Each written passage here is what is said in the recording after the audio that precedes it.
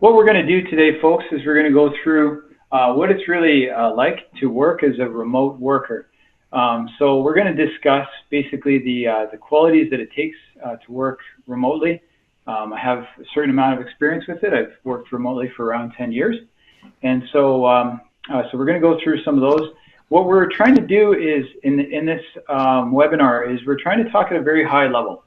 So this isn't going to be about specific products or specific things you must do. In fact, it's not even really about how to work permanently remotely versus just once in a while. This is a very high level, almost vague, if you will, overview of the topic of remote work.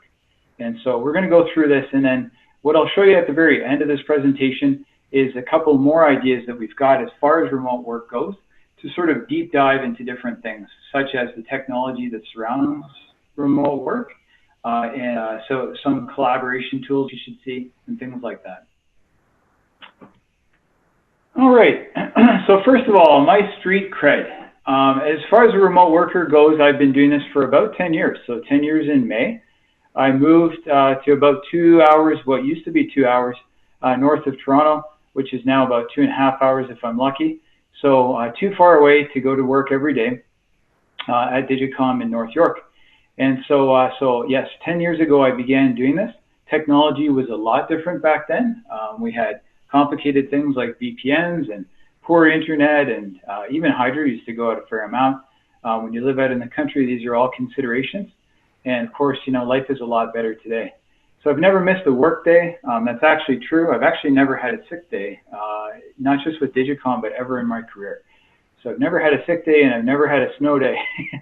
And really, it's been easy the last 10 years to not have snow days. Today, for the record, is a snow day for my kids, and outside, if you see, I'm looking towards my window now. It's wild. There's an awful lot of snow out today.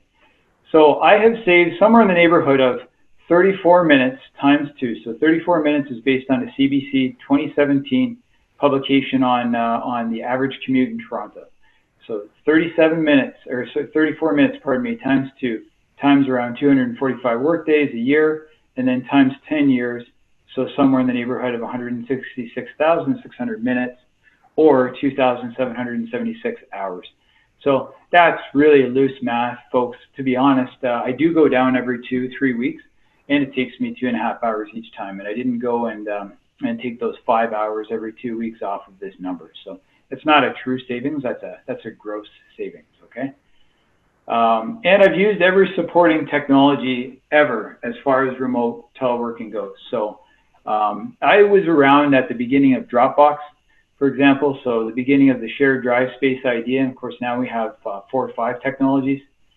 I was around at the beginning of soft phones and hard phones. In fact, hard phones were probably around a few years before I began doing this, but they just didn't work very reliably. Soft phones were sort of where it was at. They weren't very nice soft phones, but they worked, and they certainly enabled my job. And then remote desktop control software. So again, before the log me in days, is when I began doing this. So it used to be a lot harder. We'd have to use Microsoft's, oh gosh, I don't even remember the name of it. It was MSN Messenger, but there was a remote component to that in order for me to get control of customers' desktops and do work. And then as far as my own desktop went, and any of us who tried telecommuting from Digicom, we used to install software at the office so that we could get onto our desktop in the office, because it was so much easier than trying to get VPNs to actually work for us. And then lastly, the beginning of collaboration software. So again, I was sort of around, well before there was really such a thing as collaboration software. Nobody really shared screens per se. And then of course I've seen it all come up from its infancy, and today I'd argue that it's really well developed. Okay, so those are my credentials. That's why I'm the one here speaking to you today. So here's our mission, because I hate agendas. I'm a secretary on a couple of local boards, and I have to deal with agendas and minutes, and I hate the word. So here's what we're not going to do, folks. I'm not going to sell you anything, because I'm not a salesperson, and I don't even know the price of a lot of what I speak of. I'm not going to convince you to work remotely or for your company to start a remote working policy. if it's something you want to do and you want to brainstorm and you want my help, reach out to me. Again, Digitcom wants to be your business partner more than just a technology provider. And then lastly, I'm hopefully not going to talk obsessively about any one topic. So whether it be technology or the environmental impact of remote work or what it's meant to my family and so forth. As I know here, I'm actually quite philosophical, so it won't be easy not to talk about those things, but that's the objective, is to give you an overall view of remote work and what makes it work and what doesn't. Here's what we will do. We're going to discuss the type of job or person that should or shouldn't work remotely.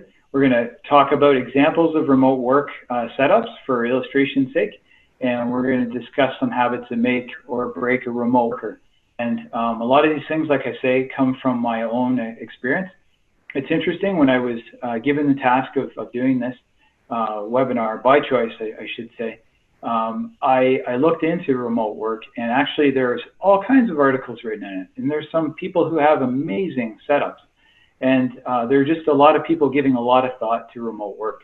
And so there are lots of theories out there. And what was interesting about it was the notes that I had already made, I was probably reinventing the wheel on. So many people concur with what I've got to say. So it isn't just my ideas, but rather this is actually somewhat researched. And then lastly, we're going to talk high level about supporting technology that makes it possible. Again, not with the idea that we're trying to sell you anything at all, but rather just showing you some of the things that make it possible for me. All right, so here's the David Letterman top 5 ways to determine if you're an ideal remote worker. Number 5, you don't like interpersonal engagement. Number 4, your ideal companion is a house cat or a lapdog. Don't discredit the little lapdogs. 3, you prefer emoticons and GIFs to actual emotion. Number two ways that you can determine if you're an ideal remote worker: you highly value work and you can't wait to work through snow days. And once again, I'm working through one again. And lastly, number 1 reason, you are a vampire, or maybe a software developer, a programmer. So obviously I'm kidding. These things here are what people think of, though, when they think of remote workers. They think basically it's a lack of interaction. People who work at home, maybe accountants or something, would make great remote workers. Don't like people engagement. It's not at all the way that it works now, but that's what we think of when we think of a remote worker. Those are the only positions and the only type of people who could possibly work remotely. And that's not true anymore. So who should consider working remotely? Here are the qualities of a remote conducive job. So I know some of these things sound obvious, but let me say them anyway. So first of all, the job can be done without your physical presence. So I know this sounds like an obvious statement, but I mean it. If you work in a warehouse or something, it won't work working remotely. You can't accept things and ship things working remotely. It would be nice, but not until robots run it all like Amazon, right? So that doesn't work. One thing that I'll say though, so we at Digitcom, for example, we have a dispatcher. Many of you have probably run onto her. Her name's Beata. Very beloved person around Digitcom. She, for many years, didn't work from home ever, even though she had a remote phone and so forth. Didn't want to work from home because she was worried that she wouldn't be able to get physical pieces from the warehouse person, physical pieces, and give them to the road technicians when they came in. Last week when I was down at Digitcom, I was there on Tuesday, I think, last week, and it was the ice rain day, and so Toronto got scared, and a lot of people stayed at home. Beata actually worked from home, and it was so refreshing to see, because there's no reason really why she couldn't, because there were either other people to carry those jobs out, such as the warehouse manager themselves, or she could plan ahead for it. So that is, she could set out the objects that those people needed to get. So you can plan ahead of time. We'll get into this in a little bit as far as habits go, but you can plan ahead of time your remoteness, the fact that you're going to be remote, and make sure that things are ready to go in your absence. A conducive job kind of relies more on schedule and deep work patterns and less on collaboration. So you're going to see me go wallow back and forth with collaboration. First of all, yes, you can collaborate online, and you can collaborate over the phone and so forth. I don't want to take that away. In fact, I think I do some of my best work over the phone with people. But at the same time, it is a little bit different than sitting in the boardroom and maybe with a whiteboard, kicking around ideas with people. Because even if you're using a whiteboard application, for example, and I'm standing here and I'm drawing on the whiteboard, the other people don't feel like they can grab my marker and I can't read their faces as to what they're really thinking. It doesn't work quite as well, brainstorming with, and that's why I put right here, intense collaboration. So if it's really intensely collaborative, it's not going to work that well remotely. Again, not to say you can't plan to be remote and make sure that those intense collaboration sessions don't occur when you're working remotely. But it's not quite as good for collaboration. So it doesn't write off collaborative jobs. It just note that brainstorming isn't quite the same. And you do have to make a point of collaborating and even finding a way to fit in water cooler talk into your schedule. So you do it a little bit differently and you do it over the phone. And so the job of a remote worker ideally would have a high degree of autonomy and a high degree of trust by your supervisors and your subordinates. So myself, for example, I was, again, I've been doing this for 10 years. A lot of the projects that I take on at Digitcom, I can manage as far as my time goes. And so, again, it makes it a fairly good fit for me. The people who I answer to know that I'm working my tail off. I have results to prove it. And so there's really no trust issues as far as that goes. And anybody who works sort of under me or people who I look after in various different ways, again, respect what I'm doing. They respect that I'm constantly available, maybe more so than people in the office, and we don't have any issues that way. So that would be a very remote, conducive job. If this sounds at all like your job, then keep listening. Okay, so the qualities of the type of person now. And again, we'll get a little bit more into this, but you need to be task-driven. So you probably thrive on a to-do list. If your job is transactional, like mine was initially when I started, it was basically, I was a master tech and I just logged in and I took care of tickets, really. I took care of people's problems, log in, troubleshoot a problem, mark it as done, put in my notes, put in my hours, and move on to the next thing. So it was really easy to do if you're task driven, because you just get off on seeing your list diminish as the day goes on. And of course, it builds people's trust because they can see what you've actually done. There's no debating that those things are done or not done. You need to have a high degree of motivation because nobody's watching you.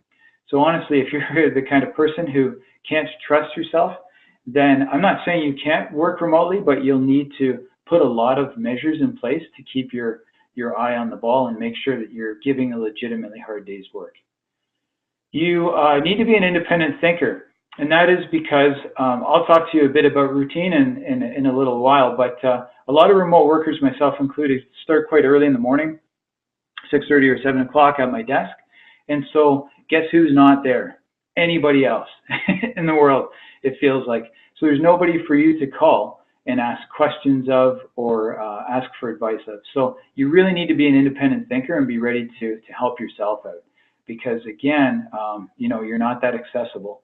Also, if my technology all breaks down on me at once, I need to be able to think on my feet and get something else working for myself, because again, I'm hours away from Digitcom. It's not really an option for me to reschedule this webinar, for example. You need a willingness to ask for help, right? So people don't see you floundering. They don't put their hand on your shoulder and say, EJ, gosh, how are things going, man? You've been working at that for 2 hours. They have no idea what you're doing. So you need to be able to reach out and say, you know what, man, I'm having trouble with this. Can you take a look at it for me? I've got other things I got to get going on. People won't read that in your eyes. They don't see the frustration when you're miles away. And then lastly, you need to be an excellent communicator. I think this is clear. It probably goes without saying, but you just got to be really clear with people, especially as far as email goes. That's always true. But I mean, you need to be very clear with people about who's doing what, because once again, you're not going to bump into each other. Okay, so jobs that don't work well remotely are jobs where presence is required. So again, that warehouse example, a front desk, cashier, that sort of thing doesn't work well. An assembly line, I love that. I'm thinking of Lucille Ball with the chocolates on the assembly line. Like clearly, somebody, an assembly line worker can't work from their desk at home. Jobs that require a large amount of supervision. So either to give supervision or to receive the supervision, right? So if I need to supervise people, then I really need to kind of be there in their presence. For you to be gone for a day or two, I don't think that's a problem at all. Our management is quite often works from home once or twice a week. So that's normal. But they set the stage with people ahead of time. And again, we'll talk about habits, but they set the stage ahead of time. And again, their absence isn't really felt. And for small bouts of time, no problem. But for me, a person who works completely remotely all the time, for me to supervise a lot of people, like I say, it's very much less likely. So jobs that depend heavily on personal sales or inspiring other people, again, just because you don't have that interpersonal communication all the time. And then lastly, jobs that require a large amount of spontaneous collaboration. So again, you will see that come up over and over again. I'll keep saying that. Again, we can collaborate, but that spontaneity just isn't there when you're remote. Not very likely. Okay, so what does it take to be successful? It doesn't matter if you work from home or another person's office space. Several things are going to help you be successful. The right space, and again, these may seem obvious, the right habits, and lastly, the right tools. So in speaking about the right space, it could really be anything. So I love this graphic. I've got to give hats off to Alex, our marketing guy, who helped shape this. I gave a bunch of text in a Google Slides slide deck, and he made it what it is. And I asked him for a graphic. This is interesting. It's not one that I would have chosen, but I like it. This is a beautiful space. You can kind of see clouds. I'm not sure what they're going to represent, but you basically see, I would say, the aspects of a perfect space. And again, I'll share mine with you very shortly. But it's quiet. You can tell that it's likely an office space shut off from the rest of the world. There's some natural light, which is nice, and some plants around, pretty cool. And there's a computer, and you can see that it's reasonably well organized. So in that note, I'm going to tell you, it could be a coffee shop or airport or something, as long as you're really good at tuning things out. I'm not, so mine needs to be the space that you see around me. It's very private, and it's a home office. So it needs to be the kind of place where people understand that you're unavailable. They can't come and bother you there. I think that goes again without saying, but again, I guess my point is, it could be your kitchen table, as long as the people in your lives understand that you're not available in that space, even to make eye contact with while you're working. So ideally, space where nobody's around, to be honest. You need to separate yourself from the unnecessary trappings of life. So television, cell phone, social media, things like that. As a habit, I actually have my cell phone completely muted and away from me, and it's actually face down on the desk so that even as text messages come in, I can't see them. Because otherwise, they'll probably distract me. So, and again, I'm one of those people who really appreciates those moments of deep focus, and I don't want that broken. You need a good workspace. So it could be your kitchen table, but not likely. It could be your bedroom, but not likely. If you read up on this online, you'll find so many people who started out this way, and they found that it didn't work for them. And that's probably why. I didn't even pretend to start out working in my bedroom or something. I immediately set up space. It wasn't as nice as it is today, but it was an early office desk, if you want to call it that, a homemade desk that I made out of a door as the desk itself, and a couple of legs that I bought from IKEA. So it's pretty rudimentary, but it did the trick, and it got me away from people. So the amount you invest in your setup is going to depend on how much you work from that location. For me, it's worth investing because this is my full-time office. So it's worth anything you would normally invest in your office. If you work there one day every month, or if it's just an emergency stopgap measure or something, clearly you don't want to invest a lot in it. I understand that. Now, regardless of how often, it should be ergonomically correct. So you can see right now on the camera, you can't see my desk, but my desk is right here, and I'm standing because I'm a standing desk person. I have been for 6 or 7 years. I don't even have a chair that would sit at this height, so I don't sit really all day except to eat at lunchtime. So that's my choice. My desk is ergonomically correct. It's about a 90-degree angle for my elbows, and when I look at my monitor right now, you can see my eyes are dropping a little bit because my monitor is exactly 4 inches beneath my eye level, which is ergonomically correct, and I actually don't get a sore back or sore neck or anything. So then ideally your workspace should be separate enough that you can stay focused and leave it behind at the end of the workday. So, and this is a key, I think. When I walk away from my desk, and this took years of practice, but when I walk away from my desk, remember, you don't have a commute home. So you don't have that cool down period in your brain to compartmentalize all that you've learned and the challenges you've had and the aggravations before you get home and sort of deal with them. That being the case, I make a list of the things that I need to do the next day. It's just my organizational choice. And then as I leave my space, I try and basically forget about anything that had to do with work. Like by the time I get down 2 flights of stairs into my kitchen, I don't really remember much about it at the end of the day. I'm no longer engaged.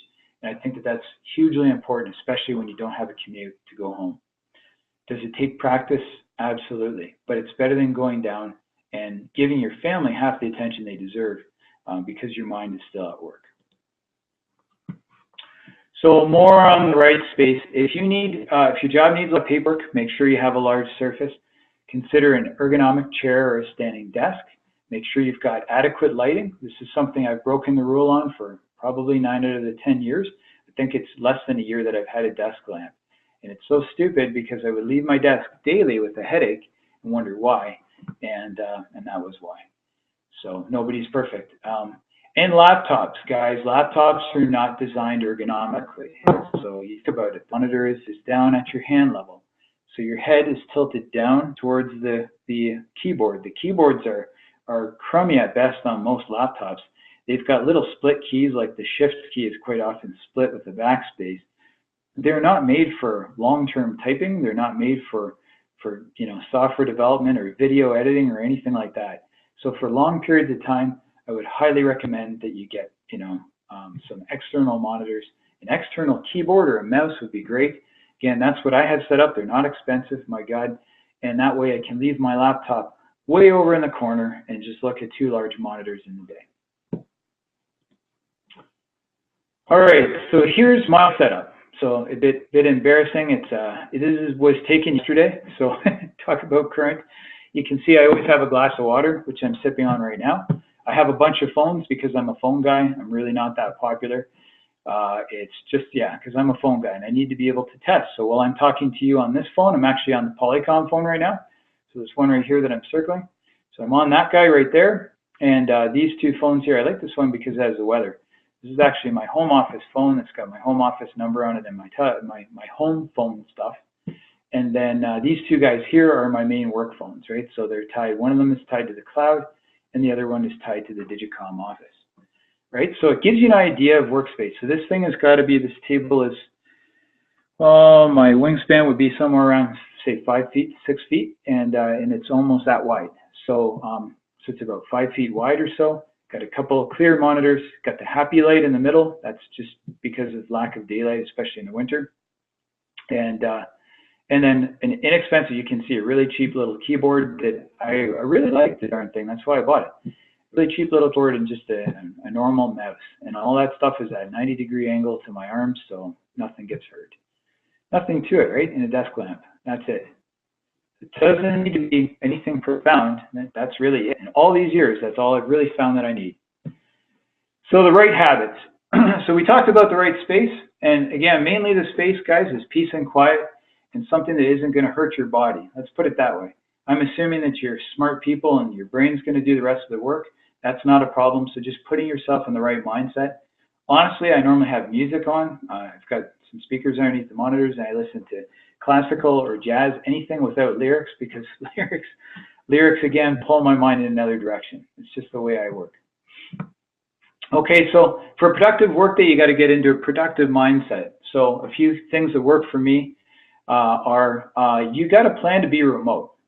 All right, so by that I mean, so again, let's go back to the Beata story. So everybody knew that, say, yesterday was going to likely be a snow day. And sure enough, at Digitcom, I asked somebody, I called the office and asked, how many people are around? Everybody's available, but it's hard to find somebody on their phone who's actually in the office proper. They said, about 8 people or so. So 8 people out of 30 or 40 that work there. That's remarkable. So a lot of people went home and worked. And again, if you tried calling any of those people, they're available. So again, you really wouldn't know from the outside, and they were getting their job done, no doubt. But all of them would need to plan to be remote. right? So I mean, they need to set themselves up in such a way that they've got remote access to their desktop at work, that they've answered all the questions of the previous day, and maybe move their products from one space to another because they're not going to be there. They can't really call the office and say, oh, hey, I'm working remotely today.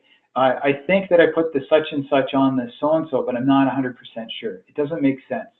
Plan to be remote. Clean your workstation, before you go home, and test your remote access package to be sure that it will work. Make sure your phone is forwarded or twinned, or your IP phone is ready to go. So again, don't get home and find out that you're not ready.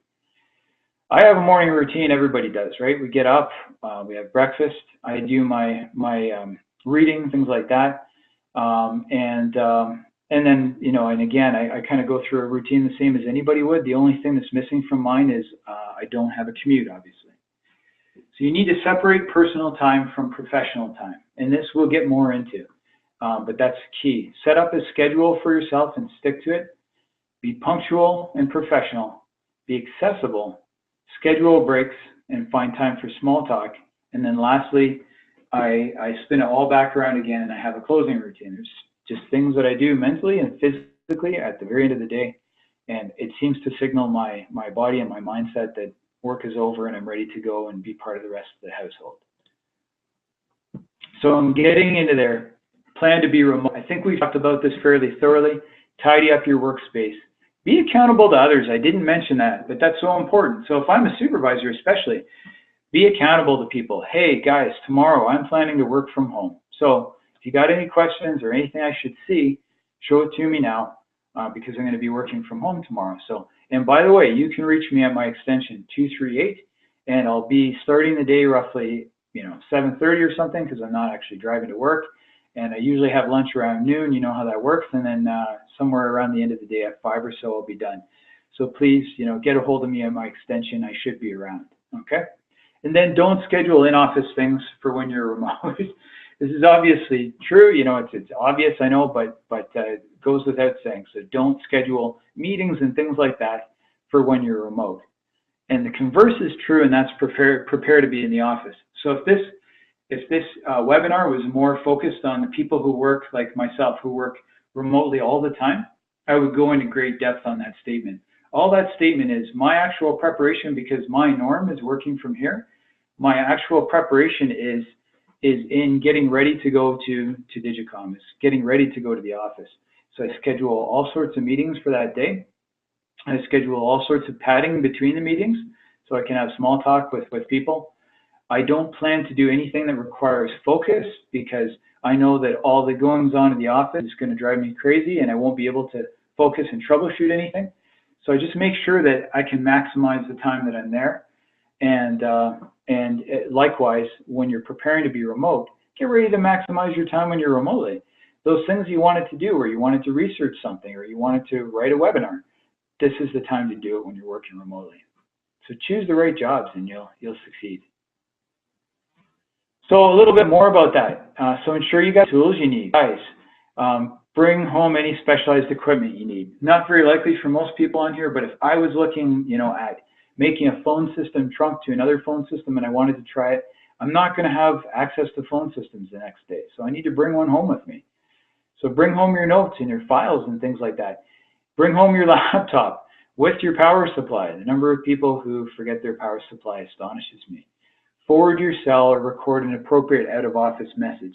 I won't name names, but there are a couple people at Digitcom who call me, because I'm Mr. Reliable, I'm here every day, who call me on the days when they're off, usually due to weather, and say, oh, EJ, can you do me a favor and forward my phone to my cell phone, or twin my phone to my cell phone?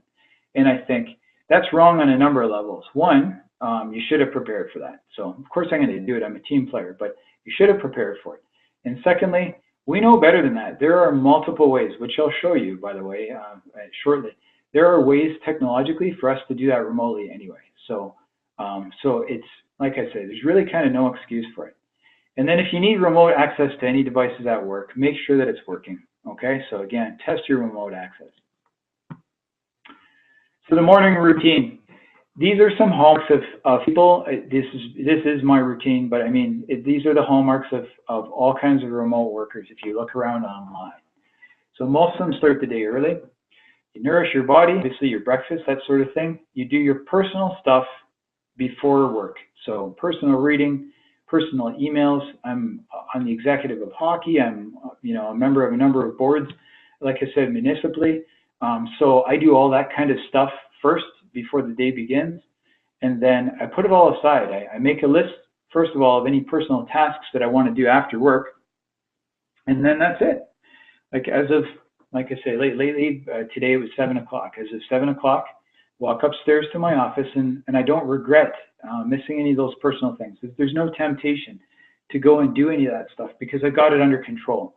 And it can stay under control until noon, when I'll pick my phone back up and then go downstairs and have some lunch and check my messages then and deal about them then, and again file them away and come back to work and flip my phone over, and that's the end of it. So separate personal time from professional time. So as I said in the sign here, this is easier than it actually sounds. I really think so. And this determines the success or failure of a remote worker. I really think this is the difference, because people say to me all the time, well, I really don't think I could do that. I'm not the kind of person who could do it. I believe that anybody is the kind of person who could actually do it if you wanted to. First of all, be busy, okay? So come up with a big list of tasks that you need to complete in the day, and be realistic but really ambitious, and set the bar high. So give yourself more to do than there is time in the day to get it done. Honestly, you'll achieve way more than you ever thought possible because of the lack of interruptions. And again, set the bar really, really high. It will keep you focused.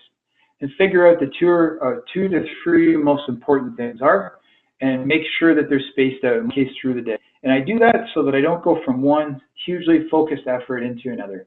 And that way, too, if somebody calls me with an emergency, I can say, you know what, I'm wrapping something up. Or more important, to be honest with you, I'm wrapping something up. I'll be finished in half an hour. I'll help you. And then as soon as I'm finished helping that person, I get back into one of the other 2 to 3 more important things that I've got to do. Leave the rest of the time in between for the unexpected, right? People will call you, and as a remote person, your value is magnified tenfold if you can be that guy who's always accountable, like can be counted on, and can help people out. Like I believe that's probably true when you're on premise as well. But I mean, as far as being remote, it's really nice when people feel like they can make a magical call into the cloud, and this guy will just swoop in and help them out. And then lastly, this is something that works for me. I've been doing it for years. I run my personal email and stuff like that in a different web browser. So I actually use Opera. I did that so that I can have personal browsing in there, so that my Gmail can be attached to the browser. I can have a history in there and all that kind of stuff. And then it's just not open. It's just never really open on my computer during the day.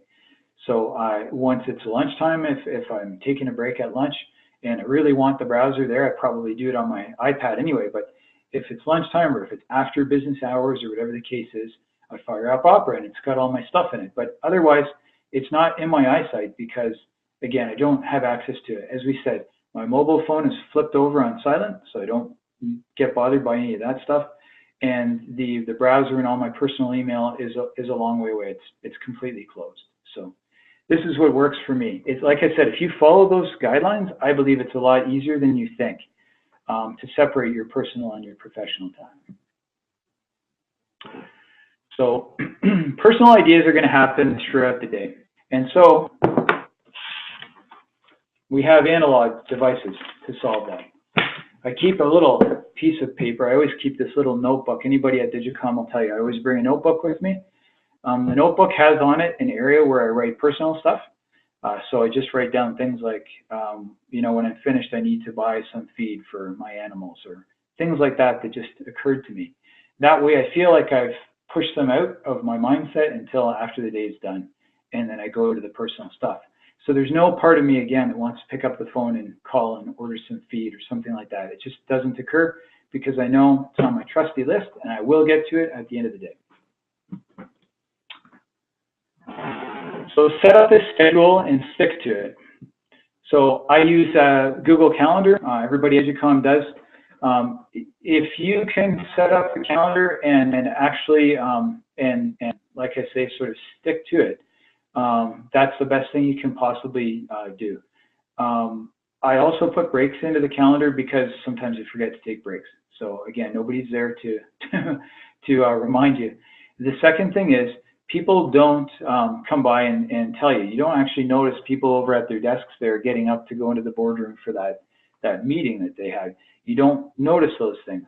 So I listen to my calendar every time an alert comes up. I look at it and make sure that if it applies to me, that I am, on that phone call before anybody else is, and I'm waiting for everybody to show up in the boardroom and sort of join. So I also, this is just a matter of preference, consider scheduling your most thought-heavy jobs for the most appropriate time of day. So for me, it's the morning. So I, again, start, no later than 7. So I start all my thought-heavy stuff then, because it'll be 8:30 before the first phone call ever comes through to me. So I've got my best concentration, my best focus at that time of the day.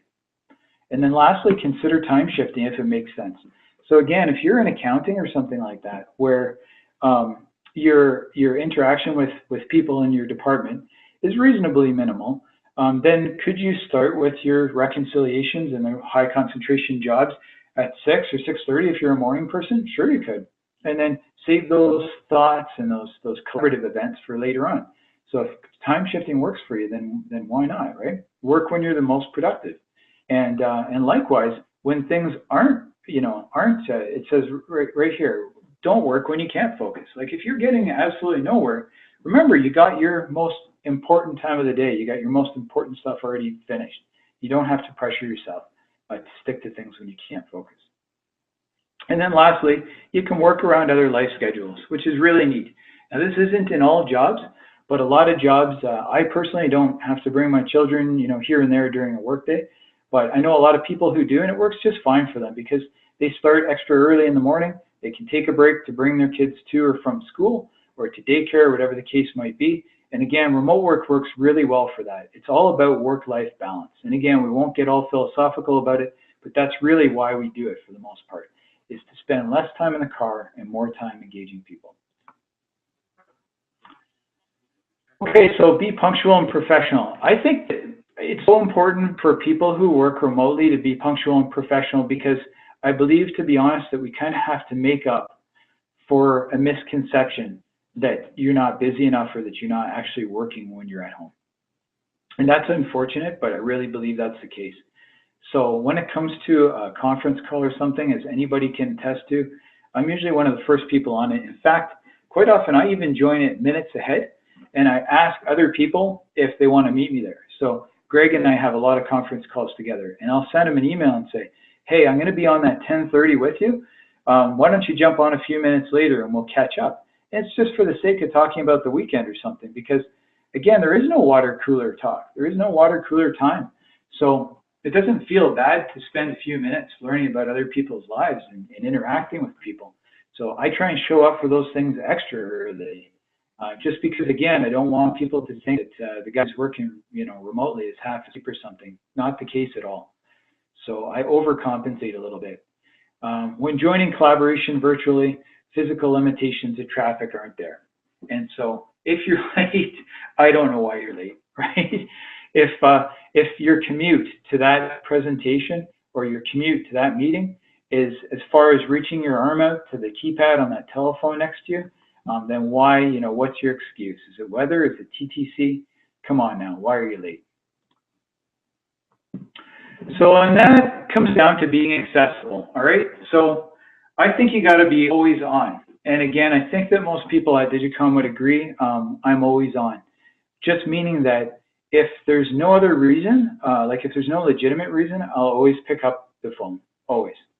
So it's like it says here, use your D&D periods or a button for periods of really deep focus. Personally, I don't even do that. I just never use the thing. I figure that if people call, you should pick it up. Again, it kind of proves that you're there for one. Honestly, it's that accountability thing. But we have some things, and I'll show you here shortly when I demonstrate a couple soft phones. We have out of office messages. So if it's really something that, like I'm on a conference call right now with you guys, I can put on my phone on a conference call, and when they call me, they'll look down and see that on their display and know what I'm up to and why I'm not picking up the phone. And they'll hang up, and usually I get a little apology email after that going, sorry, dude, I forgot you were on that call. So, I mean, it's just a matter of communicating. You need to be really available, because people might walk by your office and knock on your office window, make eye contact with you and say, can you come on out here when you're not answering your phone, right? When you're remote, you really need to do your best to be on it. And once again, ensure everyone knows where you are and how you can be reached. As simple as that. So if you're not at your desk and you're a remote worker like I am, I usually try and schedule, again, back to the scheduling thing, try and schedule it in my calendar so anybody who checks my calendar knows. And also sometimes I put the display on my phone just saying I'm out for 2 hours, so I'll be back at 4, whatever the case is. Again, because they have no other way really of telling. You can also just turn on twinning, right? So turn on the AI calls the feature twinning. Lots of phone systems have a similar feature whereby your cell phone rings at the same time as your desk phone. Turn that feature on if you want to. Okay, so scheduling breaks and find the time for small talk. We kind of went over this, and I don't want to beleaguer it. We don't have the opportunities of breaks, and we don't have the opportunity of small talk. You actually have to make those for yourself. So as silly as it sounds, schedule time with people. Like I said, I leave buffers when I am in town to go around and chat with people. Not to disturb them from their job, but if they want to come and talk to me, I don't feel really pressed because I'm not there that often. So I want to make that face-to-face time really count when I'm there. Okay? And of course, this especially, this last bullet here, catch up on some of your personal list or check your mobile phone for messages and social media updates. I get it. It's not going to be easy to just stick your phone on silent and flip it over like I do. It's taken years to wean myself off of, the buzzing sound or the ding sound of somebody messaging me. Honestly, those messages I've learned are not that important, but I mean, to be able to check them on breaks once in a while or go for a walk or something like that, again, schedule it into your calendar. Make sure you give yourself that time. That way you won't feel that you're missing it and you won't begrudge the situation you've put yourself in. All right, so continued here after conference calls, as I mentioned before, this is when I do it. So before and after conference calls. Why? Because people set that time aside. So if I've got a conference call, for example, with you folks here at 2 o'clock, I was ready. I was already standing at my desk and ready to go by 20 minutes to 2. So I'm already available anyway. I've written that time out in my head and set it aside. So what a great time if somebody else wants to jump on the phone ahead of time with me and have a little chat. Had I known, for example, that Surgeon Mandik was going to be on the phone, I would have probably asked him, hey, do you want to join me a few minutes early? I haven't talked to him in years. So it's a good chance to catch up. And again, you don't get that when you're working remotely. Lastly, I'd say the silly thing, but go out for coffee when you can. So again, when you are in the office, if you're full-time like me, spend the time, go out for coffee with somebody, go out for lunch with somebody. Because again, you get that personal spontaneity that you just don't get over a telephone. And then lastly, have the closing routine. Me, I tidy up my workspace because I hate coming to a messy desk. I make a list of the stuff that I didn't get done today and needs to be carried into the next day. You can look up, bullet journaling if you want. I don't use it. I actually find it really complicated. But it's pretty easy too. Look at the list, and if it isn't done, put it in the next day. Very simple. Physically leave your workspace. So again, if there's any way you can close yourself off, that would be great. And then choose an easy mundane activity to do after work. So I actually do this to simulate the commute home. And I've just found that it's easier if I go straight downstairs. And in my case, I live on a farm, so usually I put on my coveralls and I go outside and I've got to do a few chores anyway. Feed the hens and collect some eggs and some things like that. That's what I do because it's mindless. And I guess it just lets me subconsciously compartmentalize work and realize that the day is over, and I never talk about work with my family. They wouldn't understand anyway, and the last thing they need is for me to vent to them if I've had a tough day. And so bringing your work out of the office just isn't healthy. It's not healthy in the long term, and it's not healthy for people around you. That's as philosophical as I'm going to get, folks. So the right tools. So I believe that the right tools come down to two main things. So we talked about the three things, right? The right space, the right habits, and the right tools. So you need to have a reliable phone, right? I don't care if it's a cell phone. Again, I'm not here to sell you phones. okay, IP phones or something, or tell you that it's great. I like them, and I believe that they're reliable, and of course that's the way I've gone. But I've always had two phones. I've always had a cell phone beside me and my IP phones. That way, if something goes horribly wrong with the internet or with Digitcom or something like that, I still got my cell phone. So I believe it's your job as a remote worker to be able to communicate, and you can't make excuses. And I don't make excuses. One way or another, I'm accessible. To work completely seamlessly, just as you would in an office. And honestly, an IP soft phone or a desk set makes the most sense. They're inexpensive these days. I'll show you some examples. They're not what you think of them from yesteryear if you've ever seen one. You should be easy to reach, as easy as dialing an extension. You should be as accessible as possible, which we talked about. Call people back if you miss a call. I'm constantly hitting the history button here on my 9608. I can see Alex, Maria, Alex.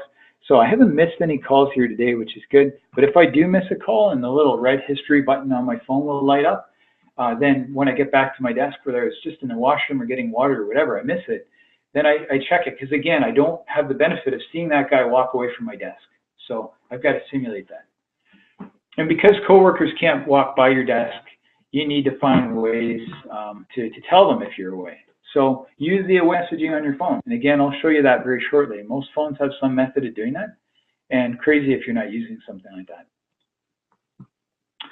So in the past, let's go way back, let's go 10 years back. VPNs were complicated and they were a horrible time suck for IT people. That's the truth of it. And I was here, like I was working remotely. We had a Netgear FVS 338 router, and I had an Avaya 96 or 5610 phone. And I still don't know why, but it happened for us and every customer we ever rolled it out to. Every few days, the phone would need a couple reboots. It possibly wouldn't come up, and we would need to either restart the router or reapply the VPN policy. Made no sense. Like I said, I'm still not sure why that happened. It wasn't a great technology, but by God, it worked. And it was worth it for me, because 5 minutes of that hassle is still saving me over 2 hours of drive each way. So it was worth it. But it was the kind of solution you just didn't want to roll out to people that you care about. So you didn't want to give it to the CEO of the company, because the last thing you need is that person screaming at you when their phone isn't working. So today, VPNs are easy to set up and maintain. Not all phones even need them. We have WebRTC. So WebRTC, for those who aren't familiar, is that neat technology that allows you to, you usually see it in a browser, where you'll see a little pop-up in the corner come up and say, click here to chat with our person. But I don't mean chat like typing chat. I mean, click here and your browser will actually make a phone call and you can speak with an agent. And that's all through the magic of your browser. Okay, that's called WebRTC. We have that now in certain phone systems like the IP Office. So the internet's more reliable than it used to be. It used to be a little dodgy, especially for a person like me who's on wireless. So it was dodgy, and now it's really reliable. And so lastly, easy and reliable, here's my mathematics. Easy and reliable is, equals the kind of user experience you're finally willing to grant and support. All right, so email and chat are the other half. So that takes care of your phone. And what about email? So make sure that you should be sending emails and not calling the person. Not to spin you back into the telephone thing, but honestly, I think email, and I'm one of the worst at it. I think email does get overused, and sometimes we'll send 4 and 5 emails back and forth when really it would have been solved very easily with a quick phone call. Be sure you should be emailing, and then just make sure you're specific. My God, there should be a course out there in high school, I hope that there is, in business communications, because not only should it be professional, and that to me, my personal pet peeve is people using the letter U instead of YOU. Like in a business sense, I can't believe people do that. And if you're one of them, I apologize right now. Drives me crazy. So I think it should be professional, ideally spell checked, and it should be specific, especially working in Toronto, right? We're multicultural. Not everybody speaks English as their first language, or their second, or even their third language. Some of the people at Digitcom speak 4 languages. So it's not that they don't know language. They know language very well. But if you're not specific, how on earth are they supposed to figure it out? Okay, so be specific. And then lastly, make sure anything sent in a business context is business grade and appropriate. Again, that kind of gets back to the short forms. Okay, and chat IM. So not only is chat legitimized now, but it's actually the de facto standard. So we see it in Salesforce where they use a thing called Chatter. You see it in Sugar CRM, Microsoft Dynamics. It's built into other applications like email clients, things like that. And so I like it. Honestly, the usefulness of being able to ask questions quickly without cluttering somebody's inbox makes good sense to me. And so I think the key though is, and this would be true about a phone system too, is to figure out what you're going to use and go with it, okay? Because if you don't standardize on it, as I say here, it's a huge missed opportunity, and that's so true. And that would be true about communications too, telecommunications. Let's imagine for a second that your office decided that everybody in the sales department really loved the, doesn't matter, IP office solution, and everybody in the rest of the office decided, oh gosh, we need a cloud hosted solution. And the two of them don't talk to each other, and they're not even made necessarily by the same manufacturer. It doesn't make sense, right? Then you can't even call each other. And so what a missed opportunity. Whereas if we could have all standardized on something, then we could all speak to each other, and we could all help each other out when we've got problems with it too. And so that's the one thing I'd say about chat and IM is I use it, we all use it. I use WhatsApp and Google Chat. I got to say, I like WhatsApp better than Google Chat, but it doesn't much matter. Google Chat I use because all of Digitcom uses it, and that's good enough for me. And WhatsApp is just typically used for personal things. But again, even combining the two would be ideal, but that would mean, you know, convincing a workplace to go with WhatsApp or convincing the entire social community to go with Google Chat. So I get that, but as an organization, surely you can come up with one. All right, and then so finally, the last hurdle is collaboration. And so yeah, I've talked a lot about this because it sounds like, you know, it sounds like I'm on both sides of the fence, but I'm really not. I think it's the final holdout in answering the lingering doubt. So how are we going to work together on things? And I get that a bit. Digitcom, I think, is fairly confident in how it can work because we've been doing it so long together. But how are we going to work on things together? Like, you just got to do some things in person. And I believe that to be true. But I believe you can do a lot of stuff with collaboration packages. So there are all kinds of them, from Slack to Avaya Equinox, things like Zoom and WebEx to share desktops with each other. Most of these products have something like a whiteboard. Some of them even have the ability, sort of like Slack or Avaya Spaces, another product not mentioned here, the ability to even have a history of what you said with people. So you can post up files with each other and look things up after the fact. So you talk about collaboration, like that's perfect. So it's timeless. So if somebody's in another time zone, like Digicom's Vancouver division, wants to look at something after the fact, it's there in Spaces for them. It doesn't matter when it was that we posted it to each other.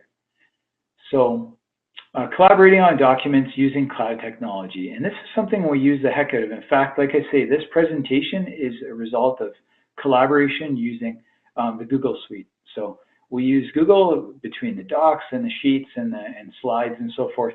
This is just like Microsoft. It actually converts Microsoft PowerPoint into slides, lickety-split, and it was something that we could share. So I put all the content in there, and then I asked the marketing guy, who's much better at printing the theme and so forth. He did everything, including the check marks. So he did the rest of it, right? Even the transitions. And what a great way to collaborate. There's no excuse really for not collaborating anymore. Okay. And so before we close here, what I want to do is let me just, there's a couple things here. Now, let me escape. And you know, while I'm doing this, just a thought here, again, in the spirit of collaboration, if you got any questions, folks, just speak up. Again, any of you should be able to talk right now. I see you've muted yourself, which is great. But again, just go to your little microphone with the cross through it and go ahead and ask any questions that you might like. I want to show you a couple of tools. Again, not with the purpose of selling you on it, not at all, but rather just so you can see kind of some of the things that make this all possible. So here we are here. I'm going to bring up a couple of things. So first of all, a soft phone. So a modern soft phone on an Avaya solution on the SME and the, which is your small, medium enterprise, and the enterprise solutions is the same thing now, and it's called Avaya Equinox. You can see it right here. It's a slick looking, easy unit interface. If I log out here, let me just see here, log out, where is it? No, user preferences. I thought it was, no, where is it? That's funny. Where is he? There we go. Okay, so a couple things. There's sign out. It's going to actually just show you how easy it is. So see right here.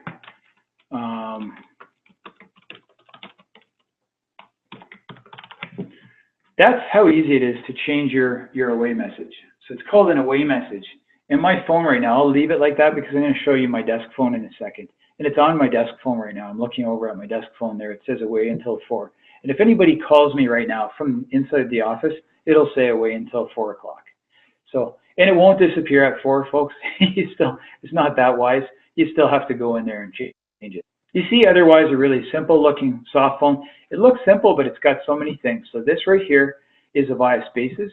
So it enables us to chat with each other, and it facilitates actually our ability to post stuff. I'll show you a little bit more. It shows my next meetings, which I actually don't have any more meetings scheduled today. But any meetings that I've got in my Outlook will come up here. And if there's a phone number in the meeting, I can actually click on the phone number and dial the number. So again, think of your soft phone of when I started working remotely and what we've got here, and they're not even apples and apples. You're talking something completely different, just universes apart. It's really like comparing a modern, mobile phone with your old flip phone. It really, yeah, they kind of do the same thing, but I mean, they're really not even in the same territory. Then down here, it shows me my history of phone calls, whether they were on my desk phone over there or whether they were on my soft phone. And then down here, I can join an Equinox meeting, which is a collaborative meeting, or I can go to the Spaces dashboard, which is kind of cool. I'll show you real shortly. This is a neat dashboard. It's actually free, which is really cool. You can join other people into Spaces without them even having an IP office, without them having any Avaya product, just so that they can collaborate with you.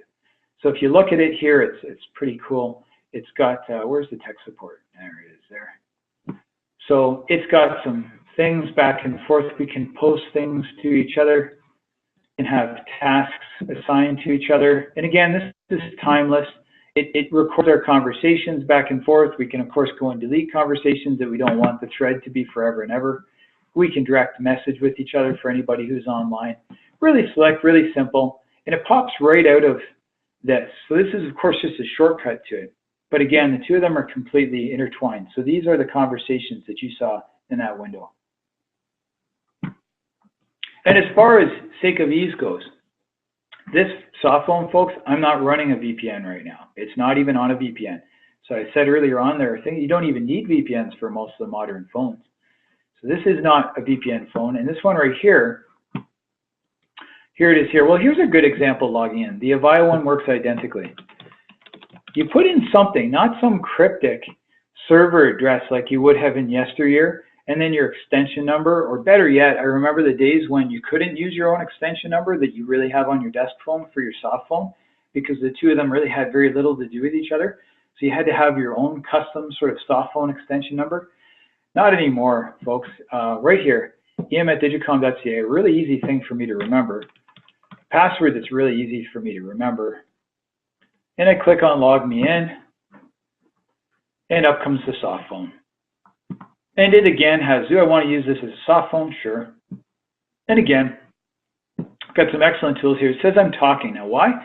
Because that Polycom phone that I was talking about, I said earlier on I was on a Polycom phone. That is sort of the mirror, it's the buddy of this soft phone. So the soft phone is aware that I'm talking on that. The same as my, and it's, you can see down here, it's chosen some audio devices.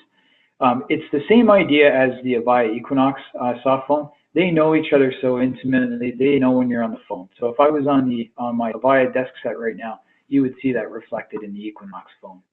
Okay, same idea that you can show your presence, and you can say what's happening today and whether or not you're available and so forth.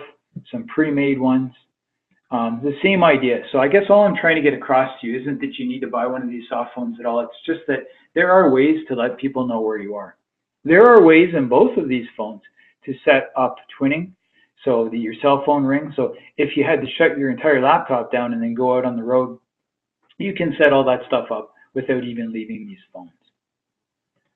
All right, and then to sort of take it a step further, and again, this is something that all these things have, is your IP office, in the case of Avaya, or in the case of a hosted platform of whatever choosing, almost everybody has some method of looking after your own settings when you're not in the office.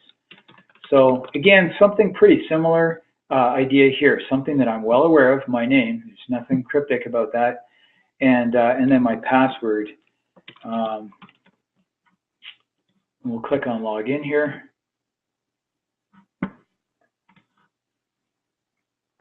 And you can see that I can change my, for example, I can change the button programming for my phone. I can change my call forwarding.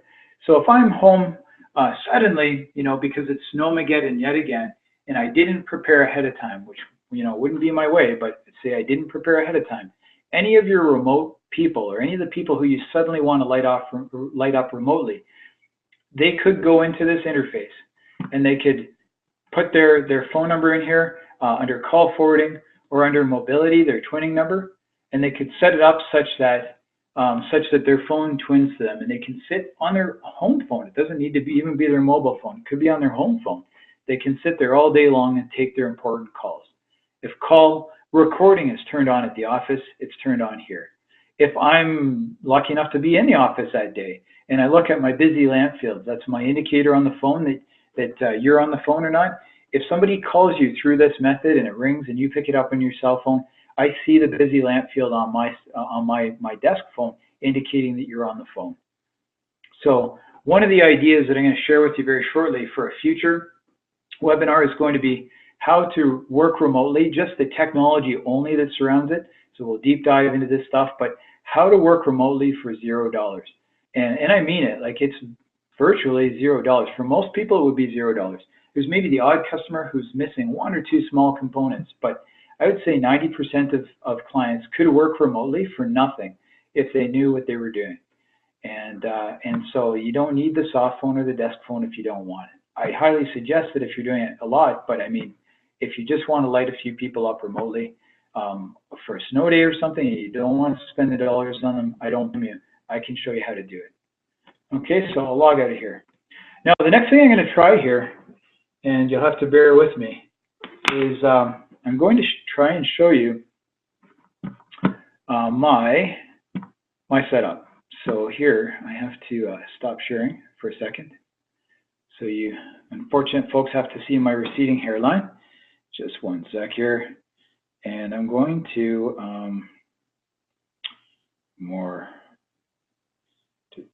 I'm just trying to get into, oh, I know why this is. Shoot, I'm not going to be able to do that, am I?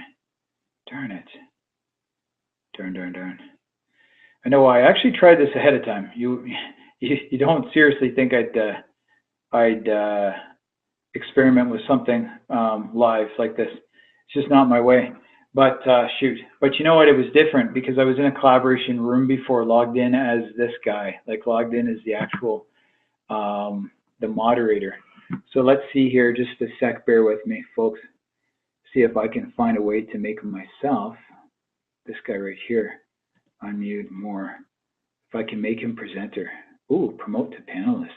That looks promising. Oh, what have we now? Share content. Yes, we did it. Okay, not pretending to have all the answers here. And I wanted to flip the screen.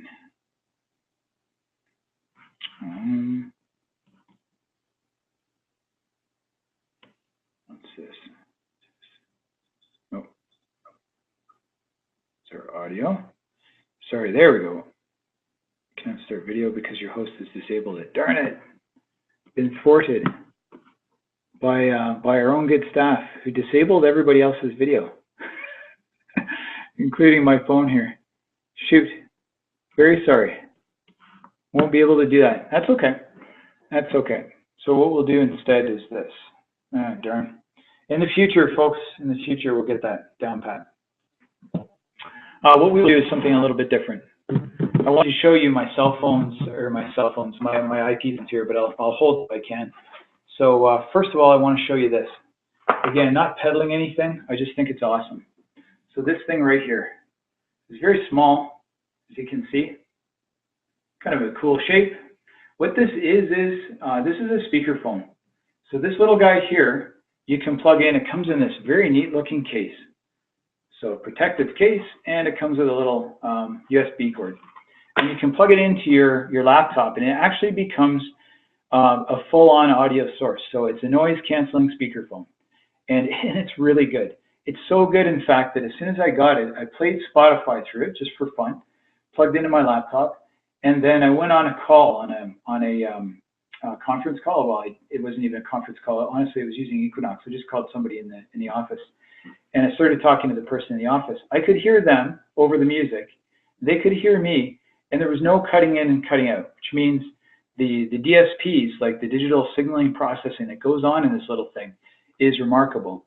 The other thing that I like about it is it's battery operated, so if you're on the road, and it links via Bluetooth as well. So the weird part is it can actually be linked to your cell phone and your laptop at the same time.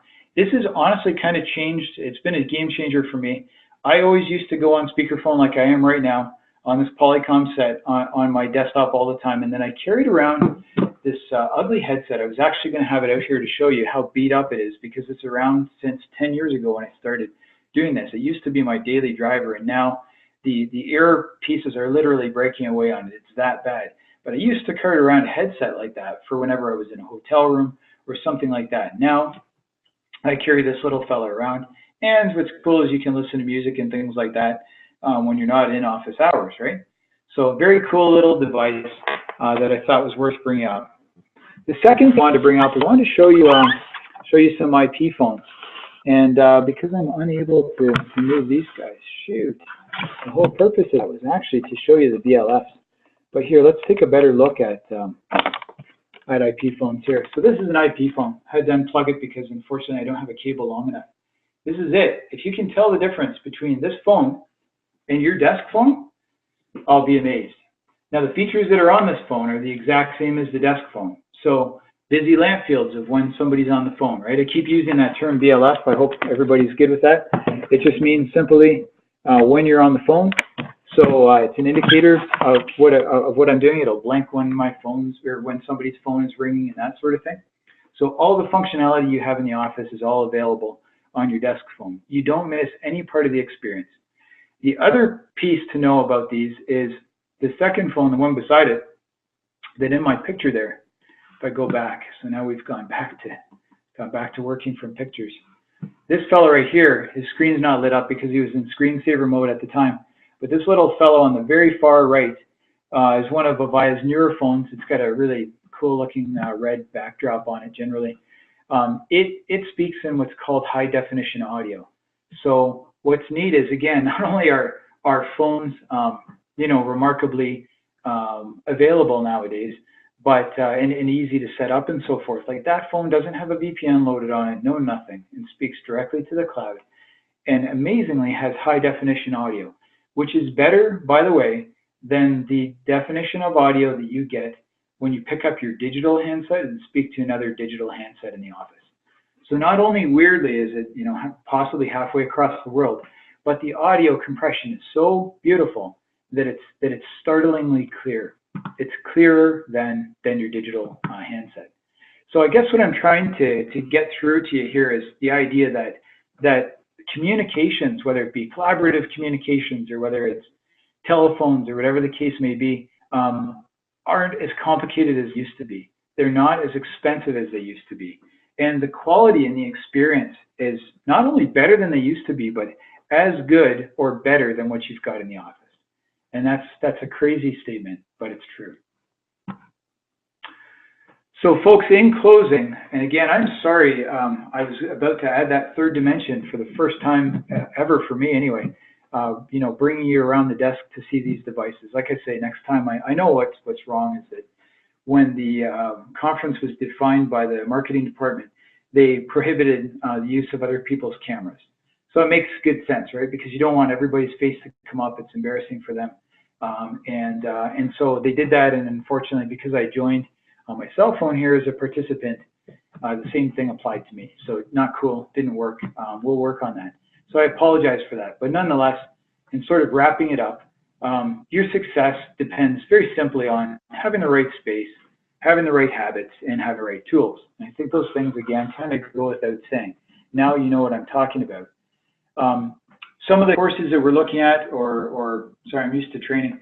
Some of the webinars that we're looking at coming up are remote phones. So from barely acceptable to excellent. And so by barely acceptable, I'm pretty here, let's bring her back to full screen.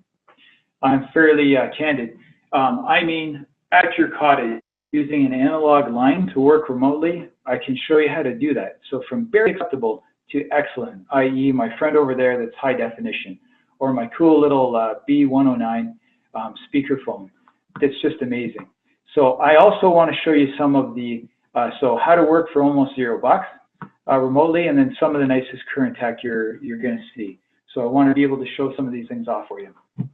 Also, I want to show you some collaboration tools that you really should see.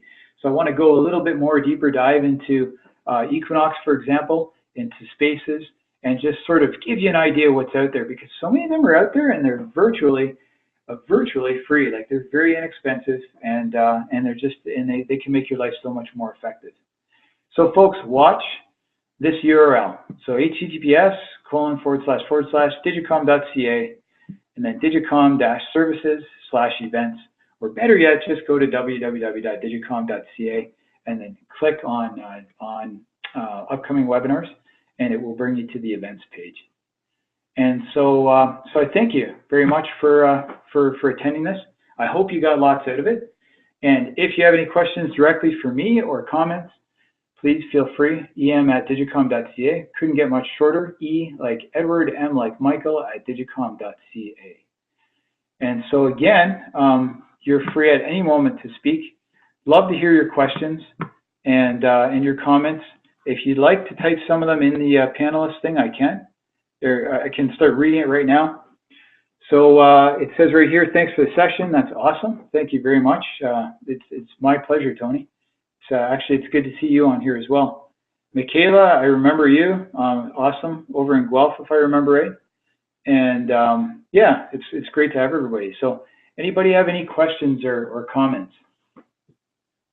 Even suggestions for future webinars? DJ? Mm-hmm. Yes.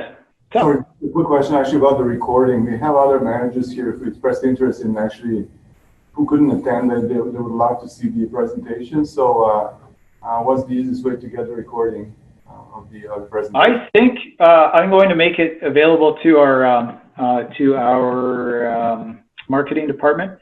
So so I would imagine that they can get that to you. I think what we'll want to do, Serge, is they'll want to trim it, and they'll want to put a band in front of it and after it type thing. But as soon as all that's done, if you want, just shoot me an email, Serge. You have my email address, and remind me, and I'll put you on the list to make sure that they get back to you with that. It'll probably be a few days, likely. Sounds good. Thank you. Yeah, no problem at all. Excellent, Pat. Thank you. I remember that name too. Yeah, seeing lots of recognizable faces. That's awesome. So yeah, I look forward to future seminars as well. I enjoyed doing this, and I hope you got something out of it, for sure. All right, folks. Well, thank you very much. If there are no more questions, I'll extinguish this. And again, otherwise, please speak up. No worries at all. All right, I see people dropping off. I think we're probably good. So thanks very much, folks. Again, have a great rest of your afternoon.